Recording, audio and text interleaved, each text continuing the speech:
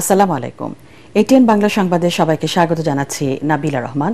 শুরুতেই BRB cables সংবাদ শিরোনাম। আগস্টের প্রথম সপ্তাহে জুলাই সনদ, বললেন আলী রিয়াজ। রাজনৈতিক দলগুলোর কাছে খসড়া পাঠানো হবে আগামীকাল। একমত হতে পারেনি রাষ্ট্র পরিচালনার মূলনীতির বিষয়।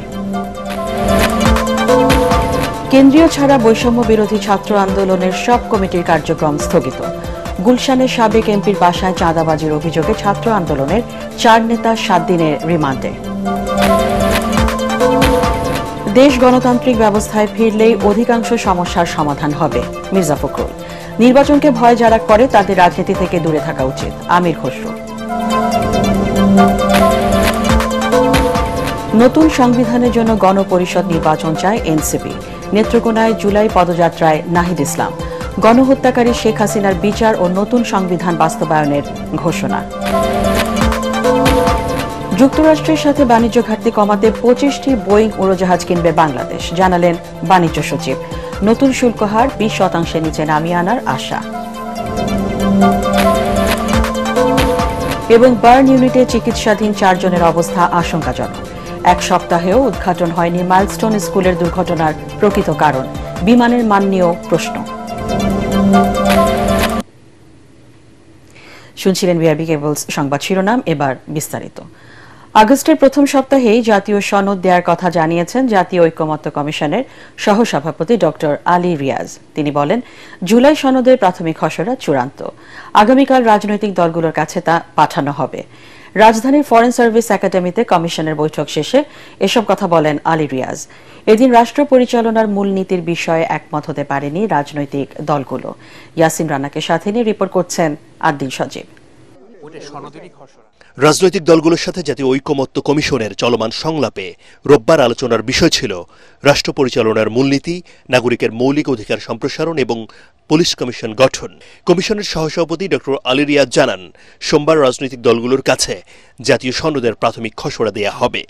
এই খসড়াটিতে প্রধানত যা থাকবে তা হচ্ছে জাতীয় সনদ তৈরির পটভূমিকা এবং প্রক্রিয়া, যার মধ্যে দিয়ে এই ঐকমত্যগুলো প্রতিষ্ঠিত হচ্ছে।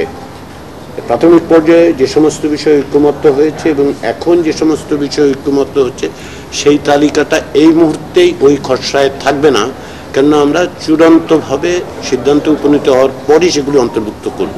31 জুলাইয়ের মধ্যে মৌলিক সংস্কারের বিষয়ে আলোচনা শেষ করতে চায় কমিশন। গত কয়েকদিনের যে ধরনের অগ্রগতি হয়েছে তা যদি অব্যাহত থাকে তাহলে আমরা অবশ্যই 31 জুলাইয়ের মধ্যে এই আলোচনা সমাপ্ত করে একটা পরিপূর্ণ সনদ তৈরি করে অগাস্টের প্রথম সপ্তাহে তা স্বাক্ষর করার ব্যবস্থা করতে পারব। সকাল থেকে রাত 8টা পর্যন্ত চলা বৈঠকে মতানৈক্য ছিল রাষ্ট্র পরিচালনার মূলনীতির বিষয়ে। তবে পুলিশ কমিশন গঠনে একমত সব পক্ষই। রাষ্ট্রপতি ও প্রধানমন্ত্রীর ক্ষমতার ভারসাম্যের বিষয়ে আলোচনা সোমবার। আমরা পঞ্চম সংশোধনীতে গৃহীত যে সমস্ত মূলনীতি সেটার সাথে একমত। সেখানে মহান আল্লাহর উপর আস্থা এবং বিশ্বাস আছে, সেখানে গণতন্ত্র আছে, জাতীয়তাবাদ আছে, এখানে আমরা একমত। কিন্তু এই বিষয়টা কি নির্ধারিত হবে সেই বিষয়ে যথেষ্ট বিতর্ক আছে। সাম্য, মানবিক মর্যাদা এবং সামাজিক সুবিচার, সাথে গণতন্ত্র এবং ধর্মীয় স্বাধীনতা ও সম্প্রীতি বলা হচ্ছে যে এই 5টা থাকবে। এর সাথে 72-এর সংবিধানে থাকা অথবা পঞ্চম সংশোধনীতে যোগ হওয়া কোনো মূলনীতি যোগ হবে অথবা হবে না, এটা আগামী সংসদের এখতিয়ারের উপরে ছেড়ে দেওয়া হয়েছে। সংবিধানে যে 4 মূলনীতি আছে সেইটা পরিবর্তনের কোনো ইঙ্গিত জাতির সামনে প্রকাশিত করা হয় সেইটার সাথে আমরা একেবারেই নাই। 72-এর ওই 4 মূলনীতি বাদ দিয়ে আজকের এই 5টি পয়েন্টকে প্রতিস্থাপন করতে হবে। এদিকে সাংবাদিকদের সঙ্গে আলাপকালে প্রধান উপদেষ্টার আগামী জাতীয় সংসদ নির্বাচনের তারিখ ঘোষণার বিষয়ে কথা বলেন বিএনপির স্থায়ী কমিটির সদস্য সালাউদ্দিন আহমেদ। লন্ডন বৈঠকের পর যে প্রতিশ্রুত এবং সম্মত দিন, তারিখ, মাস, যে ফেব্রুয়ারির প্রথমার্ধের পয়লা সপ্তাহে, রমজানের আগের সপ্তাহে নির্বাচন, জাতীয় সংসদ নির্বাচন অনুষ্ঠানের জন্য সম্মত হয়েছেন, সেটা যথাযথ প্রক্রিয়ায় নির্বাচন কমিশনকে সেটা জানানো উচিত প্রধান উপদেষ্টার। আদ্দিন সজীব, এটিএন বাংলা, ঢাকা। বৈষম্য বিরোধী ছাত্র আন্দোলনের কেন্দ্রীয় কমিটি ছাড়া সারা দেশের সকল কমিটির কার্যক্রম স্থগিত করেছে সংগঠনটি। বিকেলে শাহবাগে এক জরুরি সংবাদ সম্মেলনে বৈষম্য বিরোধী ছাত্র আন্দোলনের সভাপতি রিফাত রশিদ এই ঘোষণা দেন। এ সময় তিনি বলেন, রাজনৈতিক দলের আশ্রয়ে এখনও অনৈতিক কর্মকাণ্ডে জড়িয়ে পড়ছে অনেকে, যার ফলে এই সিদ্ধান্ত নেন সংগঠনটির নেতারা। দাবি করেন, দেশের ইতিহাসে কোনো অপরাধের দায় স্বীকার করে সারা দেশের কমিটি স্থগিত করেনি কেউ। পাশাপাশি আইন শৃঙ্খলা বাহিনীর প্রতি আহ্বান জানান, বৈষম্য বিরোধী ছাত্র আন্দোলনের ব্যানার ব্যবহার করে যারা যে অপকর্ম করবে তাদের বিরুদ্ধে যথাযথ ব্যবস্থা নেয়ার। বৈষম্য বিরোধী ছাত্র আন্দোলনের কেন্দ্রীয় কমিটি ব্যতীত সারা দেশের সকল কমিটির কার্যক্রম আনুষ্ঠানিকভাবে স্থগিত ঘোষণা করা হচ্ছে। এর মধ্য দিয়ে আমরা বৈষম্য বিরোধী ছাত্র আন্দোলনের আগামী কার্যক্রম কোন উপায়ে পরিচালিত হবে সেই সম্পর্কে আমরা বসবো, একটা রূপরেখা তৈরি হবে। বৈষম্য বিরোধী ছাত্র আন্দোলন জুলাই গণ অভ্যুত্থানের প্ল্যাটফর্ম, জুলাই গণ অভ্যুত্থানের স্পিরিটের সাথে সাংঘর্ষিক কোনো কিছুই তারা বরদাস্ত করবে না, এই জিনিসটা আমরা স্পষ্ট করে বলতে চাই এবং তার জন্যই আজকে আমাদের এই বড় ধরনের সিদ্ধান্ত নিতে হচ্ছে। এদিকে রাজধানীর গুলশানের সাবেক এমপি শাম্মী আহমেদের বাসায় চাঁদাবাজির অভিযোগে গ্রেফতার বৈষম্য বিরোধী ছাত্র আন্দোলনের নেতা সহ 4 জনের 7 দিন করে রিমান্ড মঞ্জুর করেছেন আদালত। অপ্রাপ্তবয়স্ক হওয়ায় অপর আসামিকে কারাগারে পাঠানো হয়েছে। এরই মধ্যে চাঁদাবাজির সাথে জড়িত নেতাদের সংগঠন থেকে বহিষ্কার করেছে বৈষম্য বিরোধী ছাত্র আন্দোলন। আইন শৃঙ্খলা রক্ষাকারী বাহিনীর হাতে ধরিয়ে দেওয়ার ভয় দেখিয়ে কেউ চাঁদাবাজি বা মব সৃষ্টির চেষ্টা করলে 999-এ ফোন দেওয়ার পরামর্শ দিয়েছে ডিএমপি। মিজান শাহজাহানের রিপোর্ট। গুলশান থানায় চাঁদাবাজির মামলায় গ্রেপ্তার 4 আসামির 10 দিনের রিমান্ড আবেদন করেন মামলার তদন্ত কর্মকর্তা। শুনানি শেষে ঢাকা মুখ্য মহানগর হাকিম আদালতের বিচারক জিয়াদুর রহমান প্রত্যেকের 7 দিন করে রিমান্ড মঞ্জুর করেন।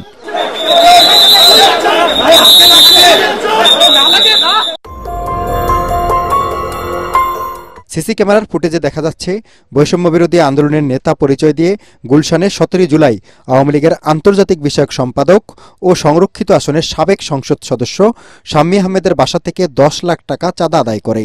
10 দিনের মাথায় শনিবার রাতে আবার ওই বাসায় গিয়ে আরও 1 কোটি টাকা চাঁদা দাবি করে তারা। জনৈক সিদ্দিক আবু জাফর তার অভিযোগের প্রেক্ষিতে একটা চাঁদাবাজি মামলা রুজু করা হয় এবং যে 5 জনকে গ্রেফতার করা হয় সেই 5 জন সহ যার নামে আরো একজন এবং আরো 6-7 জন বিরুদ্ধে এই মামলাটা রেকর্ড করা হয়। চাঁদাবাজির ঘটনায় ক্ষোভ জানিয়ে বৈষম্য বিরোধী ছাত্র আন্দোলনের সাবেক সমন্বয়ক উমামা ফাতেমা ফেসবুক স্ট্যাটাস দিয়েছেন। এ ঘটনায় বৈষম্য বিরোধী ছাত্র আন্দোলন ঢাকা মহানগর শাখার আহ্বায়ক ইব্রাহিম হোসেন মুন্না, সদস্য সাকাদাউন সিয়াম ও সাদমান সাদাবকে সাংগঠনিক পদ থেকে স্থায়ীভাবে বহিষ্কার করেছে। এদিকে বাংলাদেশ গণতান্ত্রিক ছাত্র সংসদ জরুরি নোটিশে জানিয়েছে, চাঁদাবাজির ঘটনায় কেন্দ্রীয় সংসদের সদস্য আব্দুর রাজ্জাক বিন সুলাইমানের সরাসরি সম্পৃক্ততার প্রমাণ পাওয়ায় তাকে স্থায়ীভাবে বহিষ্কার করা হয়েছে। ডিএমপির মুখপাত্র মোহাম্মদ তালিবুর রহমান বলেন, আইন নিজ হাতে তুলে নেয়া ও শৃঙ্খলা পরিপন্থী কর্মকাণ্ডে জড়ালে জিরো টলারেন্স নীতি দেখাবে পুলিশ। পুলিশের নাম ভাঙিয়ে কেউ যদি কোনো অপরাধ করার চেষ্টা করে, আমরা নগরবাসীকে অনুরোধ করছি সেটা যেন পুলিশ স্টেশনকে জানানো হয় এবং 999-এর মাধ্যমে তারা সেটা আমাদের কাছে অবহিত করতে পারেন। এই ক্ষেত্রে কেউ অপরাধের শিকার হওয়ার সম্ভাবনা থাকলে তিনি যদি তথ্য দেন, আমরা তার যে নাম পরিচয় গোপন রেখে আমরা অপরাধীদের বিরুদ্ধে প্রয়োজনীয় ব্যবস্থা গ্রহণ করব। আসামিদের জিজ্ঞাসাবাদ করে এই ঘটনায় জড়িত অন্যদেরও আইনের আওতায় আনা হবে বলে জানিয়েছে পুলিশ। মিজান শাহজাহান, এটিএন বাংলা, ঢাকা। দেশ গণতান্ত্রিক ব্যবস্থায় ফিরলেই অধিকাংশ সমস্যার সমাধান হয়ে যাবে বলে আশা করছেন বিএনপি মহাসচিব মির্জা ফখরুল ইসলাম আলমগীর। রাজধানীতে এক সেমিনারে তিনি বলেন, বিএনপি সবার আগে সংস্কার চায়, আর তা হতে হবে জনগণের চাহিদা মতো। আরেক অনুষ্ঠানে দলের স্থায়ী কমিটির সদস্য আমির খসরু মাহমুদ চৌধুরী বলেন, যারা নির্বাচনকে ভয় পায় তাদের রাজনীতি থেকে দূরে থাকা উচিত। কামরুজ্জামান রাজীবের রিপোর্ট। পদ্মা ব্যারেজ ও দ্বিতীয় পদ্মা সেতু বাস্তবায়নের প্রয়োজনীয়তা নিয়ে রাজধানীর মহাখালী ব্র্যাক সেন্টারে আয়োজিত সেমিনারে অংশ নেন বরেণ্য রাজনীতিবিদ, অর্থনীতিবিদ ও পরিবেশবিদরা। এতে বক্তারা বলেন, আন্তর্জাতিক বিধি লঙ্ঘন করে বাংলাদেশকে পানির ন্যায্য হিস্সা থেকে বঞ্চিত করছে ভারত। গণমানুষের স্বার্থ রক্ষায় রাজনৈতিক অঙ্গীকার জরুরি। এ সময় বিএনপি মহাসচিব বলেন, গণ অভ্যুত্থানের পর রাষ্ট্র ব্যবস্থা পরিবর্তনের সুযোগ তৈরি হয়েছে। হয়েছে। রাজনৈতিক ঐক্য থাকলে যে কোনো ইস্যুতেই সমঝোতায় পৌঁছানো সম্ভব। জনপ্রত্যাশা অনুযায়ী রাষ্ট্র কাঠামো পরিবর্তনে অঙ্গীকারাবদ্ধ বিএনপি। আমার দেশের মানুষ উপরে উঠতে চায়, উন্নতি চায়, একটা সত্যিকার অর্থে গণতান্ত্রিক ব্যবস্থা চায়। সেই গণতান্ত্রিক ব্যবস্থার মধ্যে দিয়ে কিন্তু সমস্ত বিষয়গুলোর সমাধানের পথ খুঁজে পাওয়া যাবে। অনেকে আজকাল অনেক কথা বলছেন, সংস্কার হচ্ছে, সংস্কার তো আমরা অনেক আগে উপলব্ধি করেছি। জনগণের যেটা প্রয়োজন এবং কালের যুগের সঙ্গে সঙ্গে পরিবর্তন আনা দরকার, রাষ্ট্র কাঠামোর যে পরিবর্তন আনা দরকার সে ব্যাপারে আমরা অত্যন্ত সচেতন। অন্যদিকে ঢাকা রিপোর্টার্স ইউনিটিতে আলোচনা সভায় আমির খসরু মাহমুদ চৌধুরী বলেন, নির্বাচনের মাধ্যমে গণতন্ত্র পুনঃপ্রতিষ্ঠা না হলে অভ্যুত্থানের চেতনা ভুলণ্ঠিত হবে। নির্বাচিত জনপ্রতিনিধি না থাকায় পুলিশ প্রশাসন কাজ করছে না, থমকে আছে বিনিয়োগ। কিছু লোক শুরু করেছে নির্বাচন বিরোধী কর্মকাণ্ড, গণতন্ত্র বিরোধী কর্মকাণ্ড। যে সমস্ত দেশে এই সমস্ত কর্মকাণ্ড বেশি দিন চলেছে সেই দেশগুলোতে গৃহযুদ্ধ হয়েছে, সেই দেশগুলোতে অশান্তি হয়েছে, বিভাজন হয়েছে। আমরা কি বিপ্লব ফেল করতে চাই? না চাইলে তো আপনি যাদের জন্য যুদ্ধ করলাম, যাদের মালিকরা নিয়ে এতদিন কথা বললাম, তাদের মালিকেরা দিতে এত কষ্টের কি আছে? যারা নির্বাচনকে ভয় পান তো তারা রাজনৈতিক দল করার তো কোনো দরকার নেই। এদিকে নির্বাচন কমিশনে 2024 সালের আয় ব্যয়ের হিসাব জমা দিয়েছে বিএনপি। এতে আয় দেখানো হয়েছে 15,65,94,842 টাকা আর ব্যয় হয়েছে 4,80,04,820 টাকা। এ সময় নির্বাচন বানচালের ষড়যন্ত্র প্রতিহত করতে নির্বাচন কমিশনকে সাহসী ভূমিকা রাখার আহ্বান জানান দলের সিনিয়র যুগ্ম মহাসচিব রুহুল কবির রিজভী। নির্বাচন কমিশনের যে ক্ষমতা, সেই ক্ষমতা তো সংবিধানের দ্বারা রয়েছে, তার তো স্বাধীনতা রয়েছে। সেই ক্ষেত্রে নির্বাচন কমিশন আরো বড় দায়িত্ব পালন করতে হবে তাদের। কামরুজ্জামান রাজীব, এটিএন বাংলা, ঢাকা। ফ্যাসিবাদের পতনের পর এবার তরুণরা দেশ পরিচালনার দায়িত্ব নিতেই এনসিপির নেতৃত্বে মাঠে নেমেছে বলে মন্তব্য করেছেন দলের আহ্বায়ক নাহিদ ইসলাম। নেত্রকোনায় জুলাই পদযাত্রায় তিনি বলেন, জনগণকে সাথে নিয়ে গণহত্যাকারীদের বিচার ও নতুন সংবিধান বাস্তবায়ন করা হবে। এজন্য গণপরিষদ নির্বাচন জরুরি জানিয়ে নাহিদ ইসলাম বলেন, এর মাধ্যমে সাধারণ মানুষ ও অভ্যুত্থানকারী জনতা বাংলাদেশের আগামী সংবিধান নির্ধারণ করবে। পরে পদযাত্রার অংশ হিসেবে শেরপুরে যান এনসিপি নেতারা। শেরপুর প্রতিনিধির পাঠানো তথ্য ও ছবি নিয়ে রিপোর্ট করছেন মাজহারুল হক মুহাজের। 24-এর গণঅভ্যুত্থানে ফ্যাসিবাদের পতনের পর দেশ গড়ার লক্ষ্যে সারা দেশে রাজনীতির মাঠে চষে বেড়াচ্ছেন তরুণ রাজনীতিকরা। জুলাই বিপ্লবের সম্মুখ সারির নেতাকর্মীদের নিয়ে গড়া রাজনৈতিক দল জাতীয় নাগরিক পার্টি এনসিপির পদযাত্রা এদিন নেত্রকোনায়। শহরের পুরাতন কালেক্টরেট মাঠে পথসভায় দলের আহ্বায়ক নাহিদ ইসলাম বলেন, আওয়ামী লীগের সন্ত্রাসীদের বিচারের দাবিতে রাজপথে নেমেছে এনসিপি। এই পদযাত্রা একটি নতুন সংবিধানের জন্য, এই পদযাত্রা গণপরিষদের নির্বাচনের জন্য। শেখ হাসিনা সহ আওয়ামী লীগের যারা বিভিন্ন সন্ত্রাসীরা রয়েছে তাদের বিচারের দাবিতে আমরা রাজপথে নেমেছি এবং দেশব্যাপী সংস্কারের দাবিতে আমরা নেমেছি এবং একটা নতুন সংবিধানের দাবিতে আমরা নেমেছি। এই নতুন সংবিধানের জন্য আমাদের একটি গণপরিষদ নির্বাচন লাগবে, যেই গণপরিষদ নির্বাচনের মাধ্যমে বাংলাদেশের সাধারণ মানুষ, বাংলাদেশের অভ্যুত্থানকারী জনতা বাংলাদেশের আগামী নতুন সংবিধান নির্ধারণ করবে। রাষ্ট্র সংস্কার সহ জুলাইয়ের আকাঙ্ক্ষা বাস্তবায়নে তরুণদের সক্রিয় ভূমিকা রাখার আহ্বান জানান দলের মুখ্য সমন্বয়ক নাসিরউদ্দিন পাটোয়ারি ও যুগ্ম সদস্য সচিব ডাক্তার তাসনিম জারা। পিআর পদ্ধতিতে উচ্চ কক্ষের নির্বাচন চেয়েছি, কিন্তু যারা ফ্যাসিস্ট ক্ষমতার কাঠামোতে থাকতে চায় তারা এই বিষয়ে জনগণকে ধোঁকা দেওয়ার চেষ্টা করছে। রাজপথে ঐক্যবদ্ধ থাকবেন। এরপর এনসিপির পদযাত্রা যায় শেরপুরে। আওয়ামী শাসনের 15 বছরে পুলিশ থেকে শুরু করে সব প্রতিষ্ঠানকে দলীয়করণ করা হয় বলেও অভিযোগ করেন এনসিপি নেতারা। বলেন, নতুন দিনের সংস্কারে এসবের দৃশ্যমান পরিবর্তন করতে হবে, জনগণকেও হতে হবে আরো তৎপর। পুলিশ সংস্কার কমিশনের পরেও আমাদের একটা দাবি ছিল বাংলাদেশের প্রত্যেকটা পুলিশের ঘাঁটিতে নতুন করে পুলিশ মোতায়েন করা। সেটা কি হয়েছে? মাজহারুল হক মুহাজির, এটিএন বাংলা। যুক্তরাষ্ট্রের সাথে বাণিজ্য ঘাটতি কমাতে 25টি বোয়িং উড়োজাহাজ কিনবে বাংলাদেশ। এছাড়াও গম, সয়াবিন, তুলা, এলএনজির আমদানিও বাড়ানো হবে বলে জানালেন বাণিজ্য সচিব মাহবুবুর রহমান। বেশি দামে এসব পণ্য কিনলেও জনগণের ওপর চাপ পড়বে না বলে তার দাবি। সচিব জানান, সবশেষ ধাপের আলোচনায় আবারও যুক্তরাষ্ট্রে যাচ্ছেন বাণিজ্য উপদেষ্টা সহ প্রতিনিধি দল। নতুন শুল্ক হার 20% নিচে নামিয়ে আনার আশা করছেন তারা। রিপোর্ট মাহবুব কবির চপলের। শুল্কের জাল বিছিয়ে বিভিন্ন দেশকে বাণিজ্যিক চাপে ফেলেছে যুক্তরাষ্ট্র। আলোচনার টেবিলে দিচ্ছে নানা শর্ত। বাংলাদেশকে বলেছে তাদের পণ্য বেশি কিনতে। এর প্রেক্ষিতে দেশটির সাথে $6 বিলিয়ন বাণিজ্য ঘাটতি কমানোর উদ্যোগ নিয়েছে অন্তর্বর্তী সরকার। তার অংশ হিসেবে 25টি বোয়িং উড়োজাহাজ কেনার সিদ্ধান্ত হয়েছে বলে জানালেন বাণিজ্য সচিব। আমরা 25টি বোয়িং এর জন্য অর্ডার দিয়েছি। এরকম অর্ডার কিন্তু যেমন ভারত দিয়েছে 100টার, ভিয়েতনাম দিয়েছে 100টার, ইন্দোনেশিয়া দিয়েছে 50টার, এরকম বিভিন্ন দেশ দিয়েছে।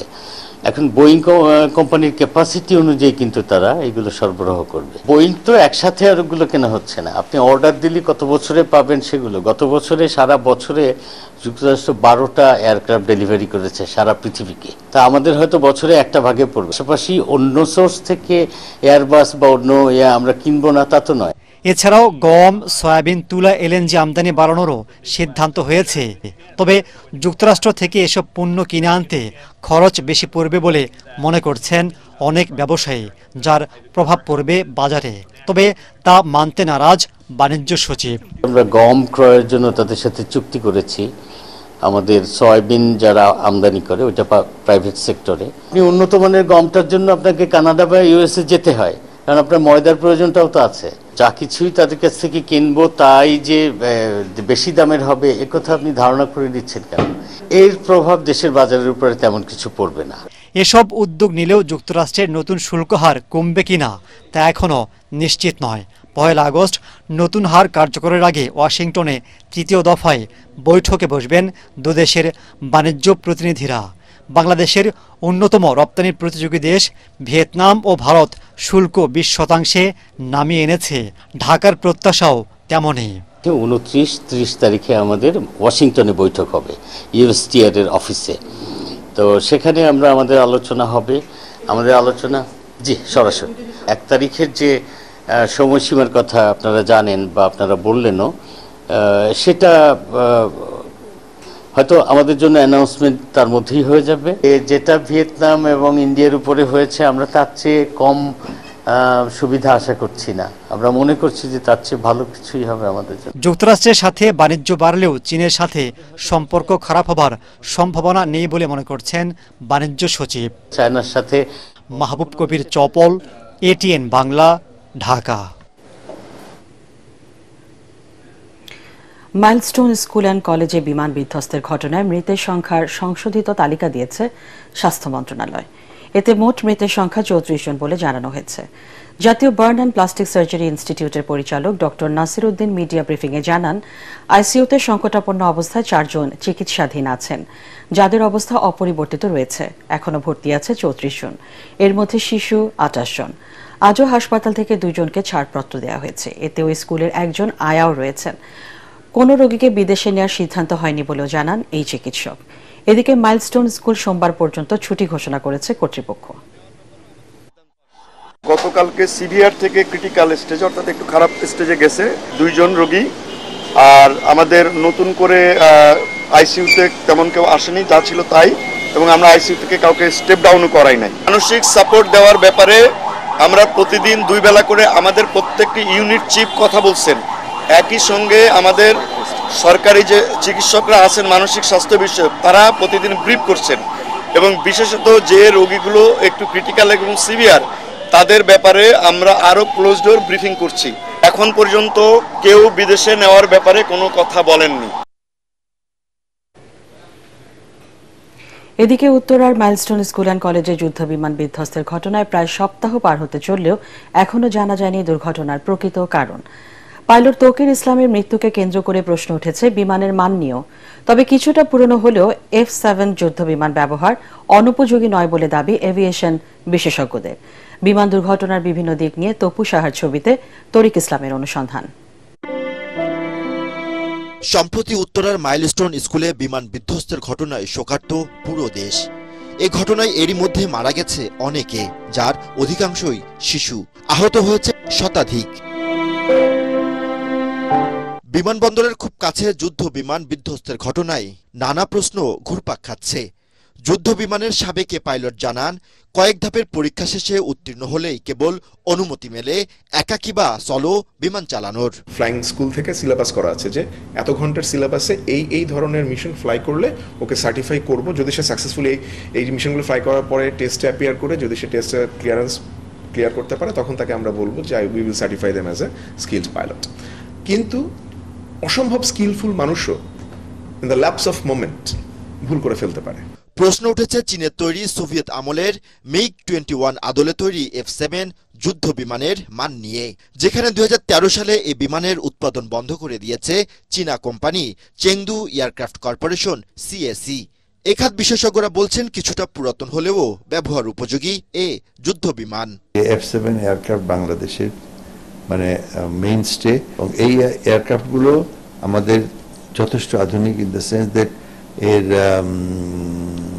রেডার ইমপ্রুভ হয়েছে, এর ইঞ্জিন ইমপ্রুভ হয়েছে, এর এভিয়নিক্সগুলো ইনস্ট্রুমেন্টসগুলো ইয়ে হয়েছে, এর আর্মামেন্ট ক্যাপাবিলিটি বেড়েছে। সুতরাং এগুলোকে আমরা আরো খুব সহজেই আরো 10 বছর চালাতে পারব। গত 34 বছরে প্রশিক্ষণ বিমানের দুর্ঘটনায় নিহত হয়েছে 18 জন পাইলট। দুর্ঘটনা রোধ ও সক্ষমতা বাড়াতে আধুনিক প্রযুক্তি নির্ভর যুদ্ধ বিমানের দাবি জানান এভিয়েশন বিশেষজ্ঞরা। আমাদের এগুলো লেটেস্ট জেনারেশন এয়ারক্রাফট নয়, এটা একসময় এগুলোই যখন আমরা প্রথম করেছি এগুলোই লেটেস্ট ছিল, কিন্তু এখন এয়ারক্রাফট পুরনো নয়, তবে পৃথিবী এগিয়ে গেছে। বিমান বাহিনীর আধুনিকায়ন যেটা এয়ারক্রাফটের স্বার্থে, ফাইটার এয়ারক্রাফটের স্বার্থে, সেখানটা আগাতে পারিনি, সেখানটা আমরা অনেক পেছনে। আমি ছোট্ট একটা উদাহরণ দিলাম। তরিক ইসলাম, এটিএন বাংলা, ঢাকা। জাতীয় অর্থনৈতিক পরিষদের নির্বাহী কমিটি একনেক সভায় আলোচিত জুলাই শহীদদের আবাসন প্রকল্প অনুমোদন দেওয়া হয়নি। তবে মোট 8,149 কোটি 38 লাখ টাকা ব্যয়ে 12টি উন্নয়ন প্রকল্প অনুমোদন দেওয়া হয়েছে। রাজধানীর আগারগাঁওয়ে পরিকল্পনা কমিশনের প্রধান উপদেষ্টা ডক্টর মোহাম্মদ ইউনুসের সভাপতিত্বে একনেক সভা অনুষ্ঠিত হয়। সভা শেষে পরিকল্পনা উপদেষ্টা ডক্টর ওয়াহিদুদ্দিন মাহমুদ সাংবাদিকদের এসব তথ্য জানান।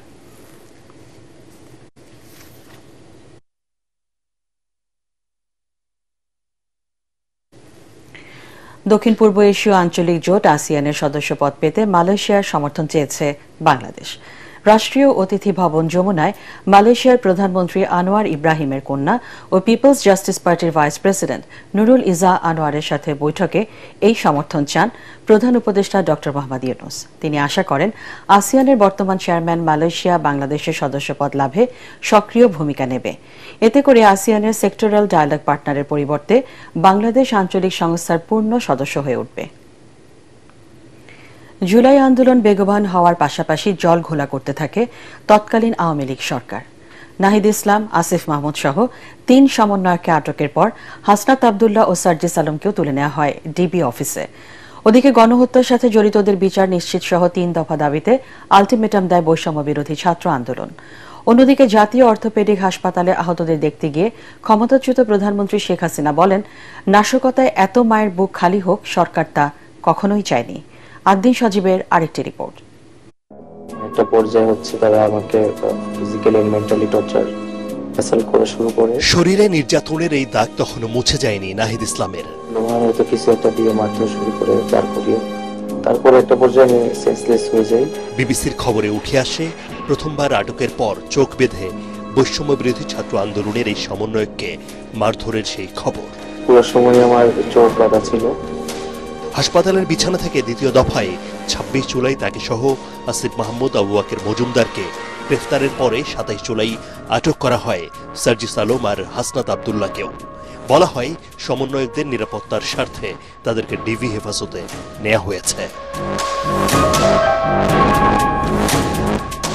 যাদের ভয়ে রীতিমতো গোপনে আন্দোলন চালিয়ে যাচ্ছিলেন সমন্বয়করা, সেই তারাই যখন নিরাপত্তার কথা বলে ডিবি অফিসে তুলে নেয়, তখন অনলাইনে তার ধিক্কার জানান বৈষম্য বিরোধী ছাত্র আন্দোলনের সমন্বয়ক আব্দুল হান্নান মাসুদ, রিফাত রশিদ ও মাহিন সরকার।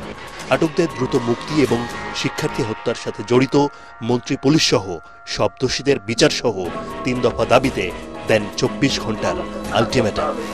মন্ত্রী থেকে শুরু করে পুলিশ কনস্টেবল পর্যন্ত যতজন এই গণহত্যার সাথে জড়িত প্রত্যেককে অব্যাহতি দিয়ে আইনের আওতায় আনতে হবে। চিকিৎসাধীন অবস্থায় সমন্বয়কদের হাসপাতাল থেকে তুলে নেয়াকে অমানবিক বলে মন্তব্য করেন বিএনপি মহাসচিব মির্জা ফখরুল ইসলাম আলমগীরও। সেদিন নারায়ণগঞ্জের সরকারি বেসরকারি ক্ষতিগ্রস্ত প্রতিষ্ঠান পরিদর্শনে গিয়ে সাবেক স্বরাষ্ট্রমন্ত্রী আসাদুজ্জামান খান কামাল বলেন, একটি মহল সোশ্যাল মিডিয়ার মাধ্যমে গুজব ছড়িয়ে সাধারণ মানুষের মধ্যে বিভ্রান্তি ছড়াচ্ছে। সোশ্যাল মিডিয়াতে তারা এই ধরনের প্রচার করেছেন। এগুলো যখন আমরা পেয়েছি তখন তাকে সেফ কাস্টডিতে আমরা নিয়েছি। আমরা তাদের কাছে জিজ্ঞাসা করছি যে কারা তাকে আক্রমণ করতে চাচ্ছে। আর জাতীয় পার্টির একাংশের চেয়ারম্যান রওশন এরশাদ দাবি করেন, যারা রাষ্ট্রের গুরুত্বপূর্ণ স্থাপনা ধ্বংস ও সহিংস পরিস্থিতি সৃষ্টি করেছে তাদের রাষ্ট্রদ্রোহ আইনে শাস্তির। ওদিকে জাতীয় অর্থোপেডিক হাসপাতালে আহতদের দেখতে গিয়ে শেখ হাসিনা বলেন, নাশকতায় এত মায়ের বুক খালি হোক সরকার তা কখনোই চায়নি। আমি চাই না এভাবে মায়ের কোল খালি হোক আর এভাবে মানুষ অসহায় পড়ুক। পরে ঢাকায় নিযুক্ত জাপানের রাষ্ট্রদূতের সঙ্গে সাক্ষাতে তিনি মেট্রো রেলের ক্ষতিগ্রস্ত স্টেশন দ্রুত চালু করতে দেশটির সহযোগিতা কামনা করেন। এদিকে রিমান্ডে সাবেক ভিপি নুরুল হক নূরকে বেধড়ক মারধরের পর সংবাদ সম্মেলনে তার স্ত্রীর কান্না সামাজিক যোগাযোগ মাধ্যমে ব্যাপক সাড়া ফেলে। তাকে আর রিমান্ডে আপনারা দিয়েন না, মানে তার জীবনটা অন্তত আমাদের কাছে ভিক্ষা দিন, মানে তাকে সুস্থভাবে অন্তত আমার দুটো বাচ্চার মুখের দিকে তাকায়। মানে আমি আর কিচ্ছু চাই না। প্রয়োজনে আমার রাজনীতি করতে হবে না, আমি ওকে রাজনীতি করতে দিব না। আদিন সজীব, এটিএন বাংলা, ঢাকা। সম্প্রতি গোপালগঞ্জে এনসিপির পদযাত্রাকে কেন্দ্র করে সংঘাতের ঘটনায় 9 শিশুকে গ্রেপ্তারে শিশু আইন সঠিকভাবে মানা হয়েছে কিনা তা তদন্তে কমিটি গঠনের নির্দেশ দিয়েছে হাইকোর্ট। কমিটিকে 5 নভেম্বরের মধ্যে প্রতিবেদন জমা দিতে বলা হয়েছে। এক রিট আবেদনের প্রেক্ষিতে বিচারপতি কাজী জিনাত হক ও বিচারপতি আইনুন নাহার সিদ্দিকার দ্বৈত বেঞ্চ রুলসহ এ আদেশ দেন। শিশু আইন প্রয়োগে সংশ্লিষ্টদের নিষ্ক্রিয়তা কেন বেআইনি হবে না তাও জানতে চাওয়া হয়েছে রুলে। স্বরাষ্ট্র, আইন এবং নারী ও শিশু বিষয়ক মন্ত্রণালয় সহ সংশ্লিষ্টদের রুলের জবাব দিতে বলা হয়েছে। গোপালগঞ্জে এনসিপির সমাবেশে হামলা ও সহিংসতার ঘটনায় 5টি হত্যাসহ মোট 12টি মামলা করা হয়। এসব মামলায় 10,137 জনকে আসামি করা হয়েছে। গ্রেপ্তার করা হয়েছে 314 জনকে, যার মধ্যে 9 জন শিশু।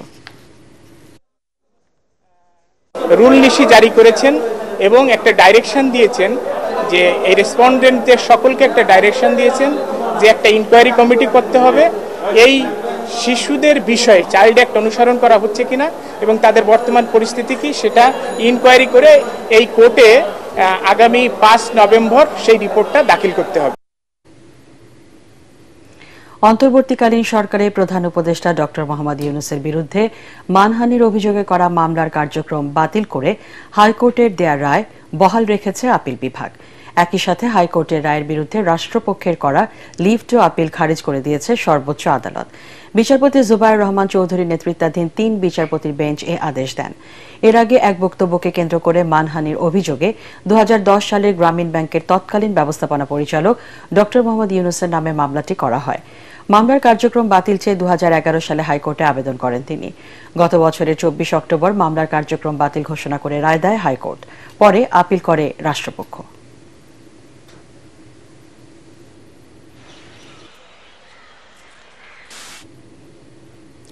নারায়ণগঞ্জ শহরের দেওভোগ আখড়া এলাকায় লক্ষ্মীনারায়ণ বালক ও বালিকা সরকারি প্রাথমিক বিদ্যালয়ের ঝুঁকিপূর্ণ ভবনেই চলছে পাঠদান কার্যক্রম।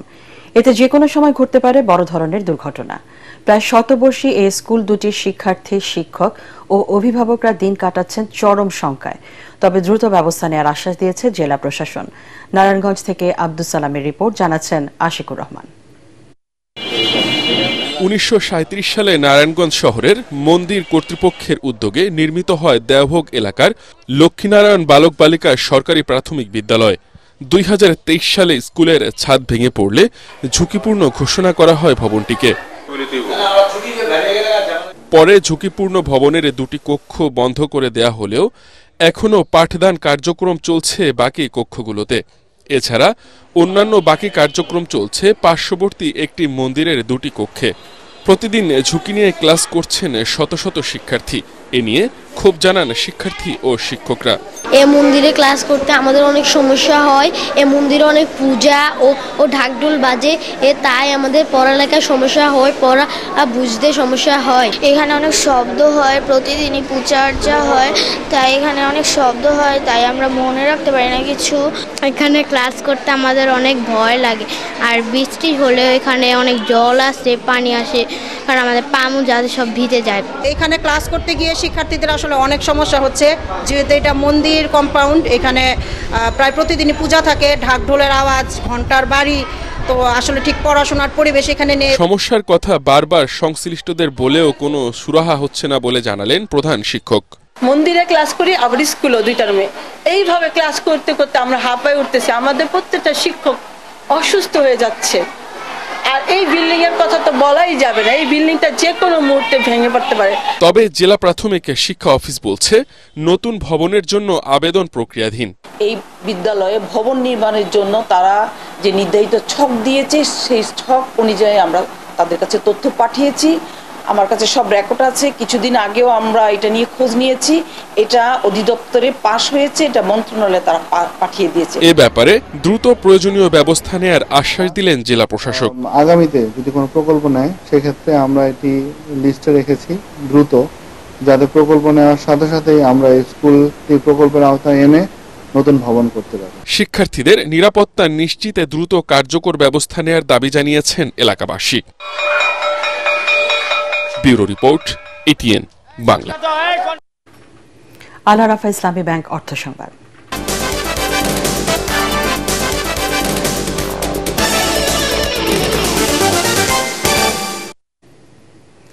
আগামী ডিসেম্বরের মধ্যে নবায়নযোগ্য জ্বালানি থেকে 3000 মেগাওয়াট বিদ্যুৎ উৎপাদন লক্ষ্যমাত্রা পূরণ করা কঠিন ও উচ্চাভিলাষী বলে মন্তব্য করেছেন সিপিডির গবেষক ও বিশেষজ্ঞরা।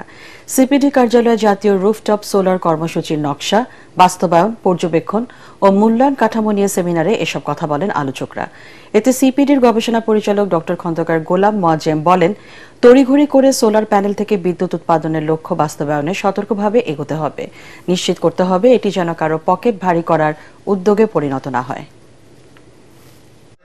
ঢাকা শহরের বাসাবাড়িতে রুফটপ সোলার কর্মসূচির অধীনে রুফটপে সোলার প্যানেল লাগানোর একটি বাধ্যবাধকতা রয়েছে, এখনো সেটি রয়েছে। এবং সেই কর্মসূচি করতে গিয়ে যেটা হয়েছে যে বাসাবাড়িতে এক ধরনের লোক দেখানো সোলার প্যানেল স্থাপনের কাজ হয়েছে, এবং তার ফলে যে ক্ষতিটি হয়েছে সেটি হলো নবায়নযোগ্য জ্বালানি অথবা সৌর বিদ্যুৎ সম্পর্কে মানুষের ভিতরে একটা স্থায়ী নেতিবাচক মনোভাব তৈরি হয়েছে। আমরা মনে করি যে এই নেতিবাচক মনোভাব থেকে উত্তরণের ক্ষেত্রে এই কার্যক্রমটি একটি শক্তিশালী অস্ত্র হতে পারে। সিঙ্গার বাংলাদেশের head of marketing and communications Bedoura ফারহানার পিতা আব্দুল বারী শেখ ইন্তেকাল করেছেন। ইন্না লিল্লাহি ওয়া ইন্না ইলাইহি রাজিউন। আজ সকাল 10:15টায় ধানমন্ডি ল্যাবেড হাসপাতালে চিকিৎসাধীন অবস্থায় তিনি মারা যান। বর্ষিয়ান রাজনীতিবিদ, সমাজসেবক ও সাহিত্যিক মরহুম আব্দুল বারী শেখ দীর্ঘদিন যাবৎ ফুসফুস ও হৃদরোগজনিত সমস্যায় ভুগছিলেন। মৃত্যুকালে তার বয়স হয়েছিল 76 বছর। তিনি স্ত্রী, 2 কন্যা সহ বহু শুভাকাঙ্ক্ষী রেখে গেছেন। বাদ মাগরিব ধানমন্ডি শঙ্করের বাসায় নামাজে জানাজা শেষে রায়ের বাজার শহীদ বুদ্ধিজীবী কবরস্থানে তাকে দাফন করা হয়। এবার আন্তর্জাতিক সংবাদ।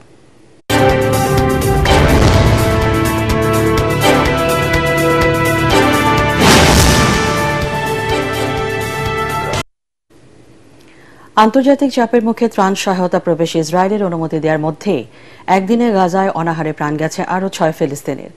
এছাড়া গত 24 ঘন্টায় ইসরায়েলি হামলায় নিহত হয়েছে আরও 53 জন। এদিকে গাজার 3 এলাকায় প্রতিদিন 10 ঘন্টা সামরিক অভিযান বন্ধ রাখার ইসরায়েলের ঘোষণার পর মিশর ও জর্ডানের ত্রাণবাহী ট্রাক গাজায় যাত্রা শুরু করেছে। আল জাজিরা জানায়, গাজায় ত্রাণ সহায়তা পুনরায় চালু করতে নিরাপদ রুট চালুর ঘোষণা দিয়েছে ইসরায়েল। সকাল 6টা থেকে রাত 11টা পর্যন্ত এই রুটে জাতিসংঘ সহ অন্যান্য ত্রাণ সংস্থার যানবাহন গাজার বিভিন্ন এলাকায় খাদ্য ও ওষুধ সরবরাহ করতে পারবে। ইসরায়েলি সামরিক বাহিনী আরও ঘোষণা দিয়েছে, পরবর্তী নির্দেশ না দেওয়া পর্যন্ত প্রতিদিন গাজার আল মাওয়াসি, দেইর আল বালা, এবং গাজা সিটিতে নির্দিষ্ট সময় আইডিএফ অভিযান পরিচালনা করবে না। দেশের অন্যতম প্রাচীন মিউজিক স্টোর গানের ডালির প্রতিষ্ঠাতা সৈয়দ মানিকের রুহের মাগফিরাত কামনায় সোমবার বাদ মাগরিব মরহুমের পল্লবী মিরপুর 11 নম্বরের নিজ বাসায় দোয়া মাহফিলের আয়োজন করা হয়েছে। আত্মীয় স্বজন, বন্ধু বান্ধব সহ শুভাকাঙ্ক্ষীদের উক্ত দোয়ায় উপস্থিত থাকতে শোক সন্তপ্ত পরিবারের পক্ষ থেকে অনুরোধ জানানো হয়েছে। অসুস্থতাজনিত কারণে সৈয়দ মানিক গত 25 জুলাই শুক্রবার নিজ বাসায় ইন্তেকাল করেন। বয়স হয়েছিল 77 বছর। এবার খেলার খবর।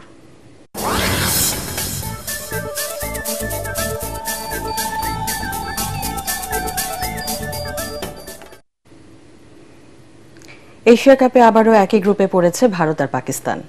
বাংলাদেশ খেলবে শ্রীলঙ্কা, আফগানিস্তান আর হংকং এর সাথে। এশিয়ান ক্রিকেট কাউন্সিল আনুষ্ঠানিকভাবে সূচি প্রকাশ করে জানিয়ে দেয় এই টুর্নামেন্ট আয়োজন নিয়ে আর কোনো অনিশ্চয়তা নেই। রিপোর্ট করছেন SM আশরাফ। ঢাকায় এসিসির বার্ষিক সাধারণ সভার পরও যখন এই টুর্নামেন্টের সূচি নিশ্চিত করা যায়নি, তখন এশিয়া কাপ ক্রিকেট আয়োজন নিয়ে নানা জল্পনা কল্পনা শুরু হয়ে যায়। যদিও আশাবাদী ছিলেন এসিসির চেয়ারম্যান মহসিন নাকভি। অবশেষে তিনিই শুরুতে জানিয়ে দেন টুর্নামেন্ট আয়োজনের তারিখ আর সূচি। এরপর আনুষ্ঠানিকভাবে এসিসিও তা প্রকাশ করে। এবারের এশিয়া কাপের স্বাগতিক ভারত, তবে আয়োজক ভারত বা পাকিস্তান হলে খেলা হবে নিরপেক্ষ ভেন্যুতে, এই সিদ্ধান্ত আগেই নেয়া। এবার তাই টুর্নামেন্টটি হচ্ছে সংযুক্ত আরব আমিরাতে। টি-20 সংস্করণের এই টুর্নামেন্ট শুরু হবে দুবাইয়ে আগামী 9 সেপ্টেম্বর, ফাইনাল 28 সেপ্টেম্বর। দুই গ্রুপে ভাগ হয়ে মোট 8টি দল অংশ নেবে। এ গ্রুপে ভারত পাকিস্তানের সঙ্গে অন্য দুই দল সংযুক্ত আরব আমিরাত ও ওমান। বি গ্রুপে বাংলাদেশের সঙ্গী শ্রীলঙ্কা, আফগানিস্তান ও হংকং। 11 সেপ্টেম্বর বাংলাদেশ তাদের প্রথম ম্যাচ খেলবে হংকংয়ের বিপক্ষে।